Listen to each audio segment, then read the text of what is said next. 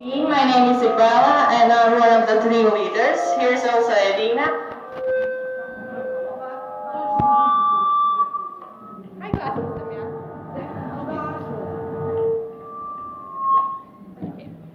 First of all, let me introduce our team. My name is Ikbala and I'm one of the team leaders. Also, we have two more team leaders, Edina and Kenan. Our mentors are there, Aida and... What? Can you use this now? Enough. No, mine is. This. What's your name? My name is Ikbala and our team is NGO. Have you heard me the first time? Okay.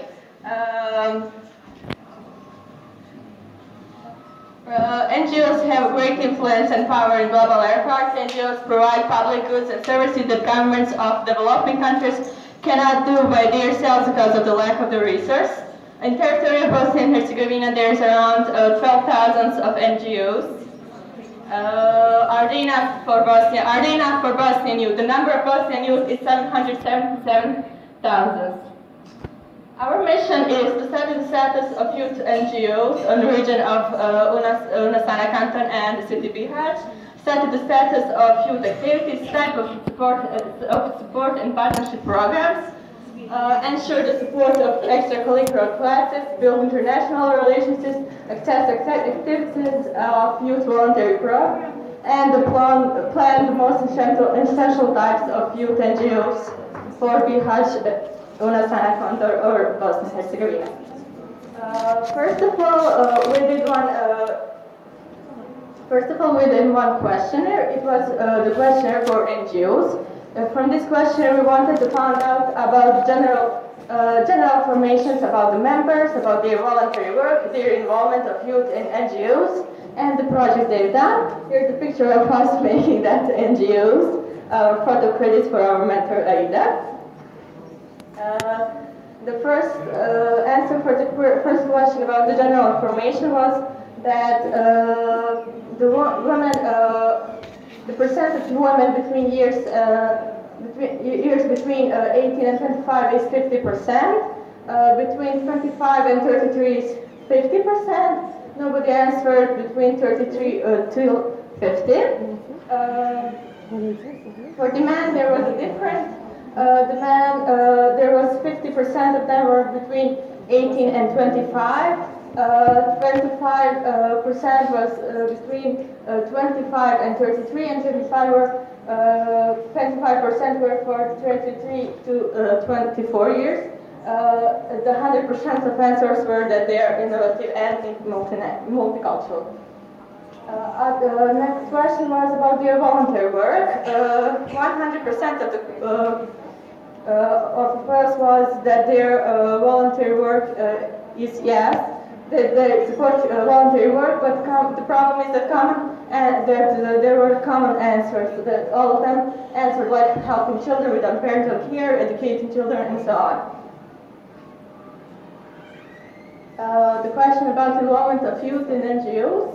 85.7% are trying to attract youth in their NGOs. The ways of attracting youth, common answers through social networks, promotion in schools, training courses and seminars and trips. The survey results, projects they've done. Common projects they've done were about helping preschoolers, fundraising and philanthropy, including youth in decision-making process in community, projects of spreading awareness about the importance of peace, and various projects in fleets of medicine and the dissemination of producing health.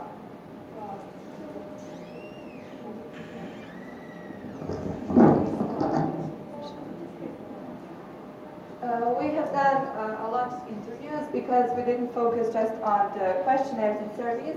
We went personally to different organizations to ask them questions. First of all, we have Unasana College, which is the private school in Bihać. It's the only completely private school.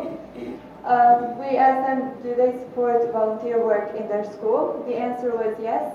They said that they encourage all of their students to go and work somewhere. They have over the Ramadan time, they have been collecting supplies and then went to poor families and distributed that.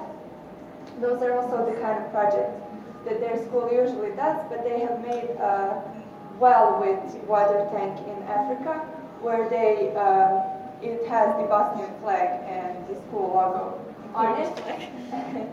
And as well, we asked teachers, do they support just theoretical or practical work? And all of them said that they like to connect theory to practical work, that's the easier way for them to remember. Then we have Gimnasia in Bihać. It is a public school. So we asked them again the same questions, and they do support volunteer work. The difference is that they have the council of students, which usually does the most of the work for the school. The youth collects money or makes some kind of project, or the week of Gimnasia there was, and that was created by them only. Jedinstvo is the most famous football club in Bihać, but right now they're facing tough time because they don't have good conditions, they don't have money to create anything, but they do support youth by giving them rooms, and they give them rooms where they could sleep in for them to be able to go to school in Bihać, and in return they play for the sports club. So here we have pictures of the club in 1955 and here in this year. They have been a lot more successful in the past than they are now, but they are coming better. After we have made 3 visits to that club, and after the second one we decided to make a focus group. We've already had one where youth gets together and talks about some of the club's topics and how they could make more money by using minimal resources. BOM is the youth organization in Bihać that stopped their work a year ago. They have made a great concept where they wouldn't get money from government.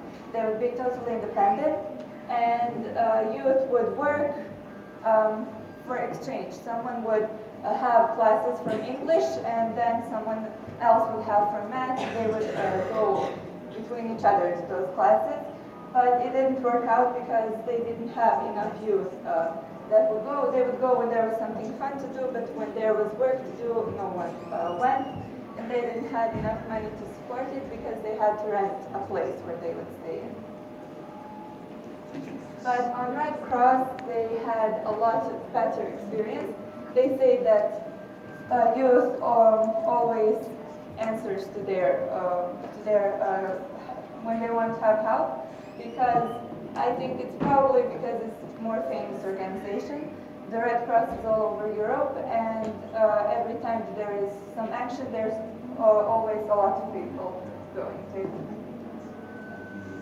Nermin Nina Ksupovic is a businessman who went to America to study, but then came back in Bosnia and made his own successful business. He said that he doesn't think that in Bosnia there isn't an opportunity to work. He says that he thinks that our youth doesn't want to work, and they have a lot of opportunities, but they are not searching for them. We also made one more survey. It was with the youth. We wanted to find out the information, but from the other side. So we asked the youth, did they do any voluntary work? So 27% of them said, yes, I do. 9% of them said, no, I don't have enough time. 21% said, no, I don't have any opportunity. Second question was, did you operate with any NGOs? And 20% of them said, no, I didn't. 32% of them said, no, I don't know anything about NGO. And 30% said, 30% of them said, I didn't have any chance, and 18% said, Yes, I did. Next question was, are you satisfied with the involvement of youth in the project? 15% of them said yes, I am. 35 of them said it could be better, and 50% said no, I'm not. In general, youth is not satisfied with their opportunities and mostly trying to be included in organizations. We think that the problem could be the youth not being informed or them not wanted to be informed. So what we understood, we know that youth is not connected or networked. Maybe there are different people who don't know each other, who would want to work some project, but they don't know how to. So the lack of interest as well, but that could be fixed by connecting youth through maybe an internet page or a place where they could all connect and share their ideas. So the next. We have done one part of the story, and now we need your help to remake a project for better future, of Bosnian youth. Join us, join the NGO team. Youth volunteering in NGOs is more than the elderly people. But what we saw in our visits last time, we saw the elderly people are in NGOs. Okay. Doesn't mean if I'm not youth, I'm elderly. Okay. Okay. You mean that there were more youth than others? That youth are willing to volunteer, although in reality you can see in some NGOs less youth are there. Okay. But in the way they run their projects or how they're visualizing it, do you think that they use the method of observation, for example? Who said yes?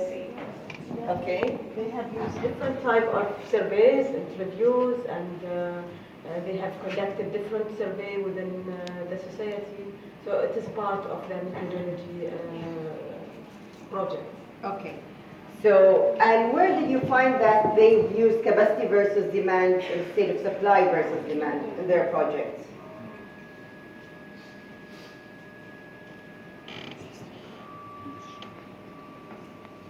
They've used this method and they've answered this in morning. You just had a coffee break. You should be awake. When you are from this team, so okay, I mean, where in the project you have shown, you've applied capacity versus demand instead of supply versus demand.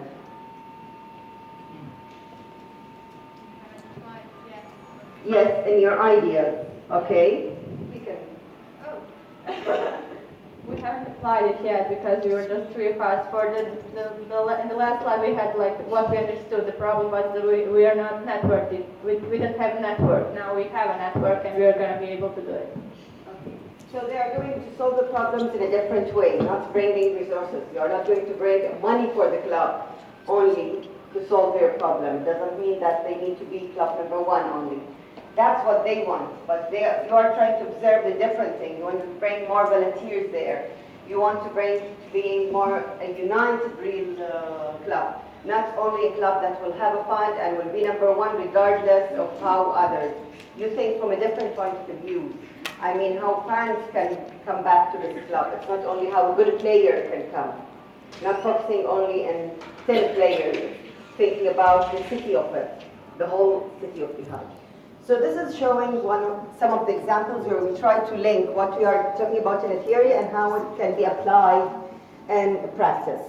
And as we promised how we are going to run the day, it's going to be one team and then one presentation. And I think now our experts, Sisters Leila and Afaf, they are going to talk about their source of inspiration, which. Good morning, everyone.